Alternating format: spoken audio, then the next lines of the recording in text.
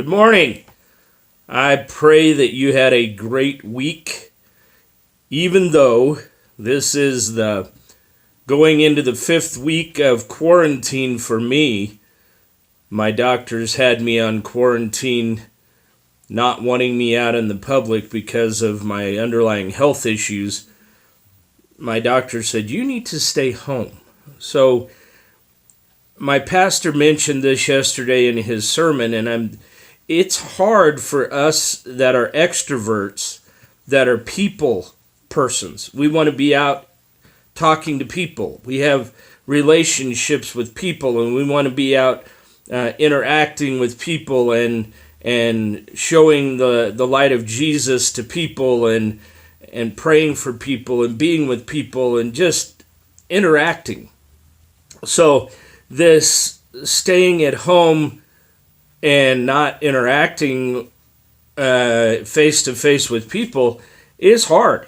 It is a hardship. It is a inconvenience. It is something that we've never had to deal with before in our lifetime.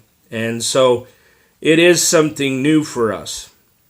And as I've been praying for people in the last week, I've had 3 people in particular that I've prayed for in the last week, and the Lord has given me the same message for 3 of them, and I really feel like it's something that the Lord wants me to talk about today in a way. And so what I want to tell you is, if you're sitting at home watching this, or you are an essential worker and you're at work watching this, we may have a tendency during this time to feel like we are alone. Because we physically could be alone. I physically am alone except for my 2 fur babies that are here in the house with me. I'm physically alone. But I'm never alone because I have Jesus with me. He is with me, in me. His presence is with me all the time, so I am never alone. And I hope that you feel that same way. And if you don't, it's so simple to say, Jesus, come into my life. I believe you died for me and rose again. And I believe you're the Son of God and that you're my Savior. And you can have that peace and that relationship. So we're going to talk today a couple things that we're gonna read. Our text mostly is just going to be out of John 6 today, the Gospel of John. But there are 2 stories in the Bible about Jesus and a boat, and in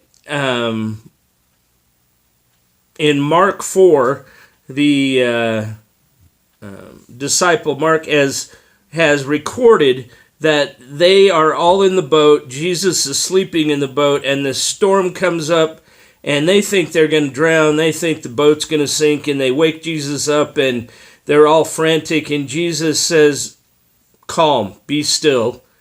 And the storm stops, everything's calm and still, and they're amazed that he can even command the water and the weather.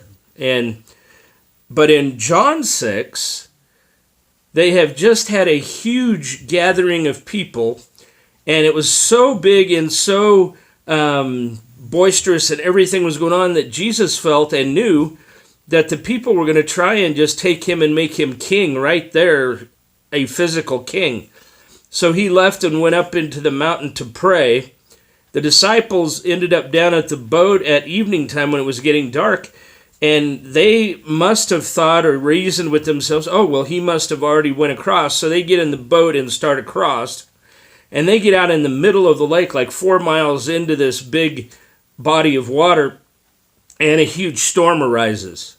And the waves are tossed, and they are just frantic, and Jesus comes walking on the water.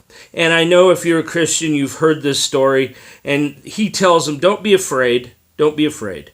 And so here's what I want to read, though. I want to the text we're going to be in today because I want you to see that, one, you're not alone, but I want you to see something here in the text. So he calls out to them and he says, don't be afraid, I'm here. This is in verse 20 of the 6th chapter of John. Then they were eager to let him in the boat. Then they were eager to let him in the boat. So once they realized that it was Jesus walking on the water and not a ghost or a spirit that was, they were freaked out, and they realized it was, they were eager to let him in the boat. And here is the key to my text today, and what I want you to see is once they let him in the boat, immediately they arrived at their destination. They're out in the middle of this stormy sea, but when he got in the boat, they immediately were transformed to the other side where they were going. So what I want you to see is when you can realize that you're not alone and Jesus is with you and he is your protector, your strong tower, and your time, a refuge in a time of trouble, he can transport you immediately to where you need to go, to peace. He can immediately transform you into peace, into where you are needing to go, what help you need.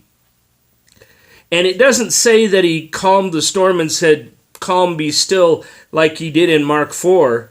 He just transported them out of the storm, through the storm, to where they needed to go. He didn't change the weather and the circumstances that they were in. He just transported them where they needed to go immediately.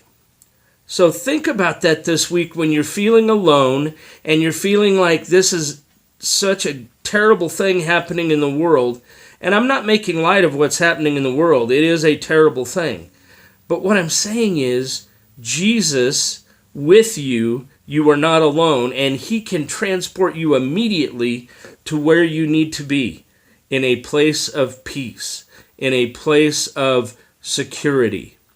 Well, that's it for this week. Hope you have a great week. Don't forget, you can always call me. We can pray together. You can text me. You can email me. Call me at 970-466-4663 or email me, michael@problemsolvergroup.com. Have a great week and God bless.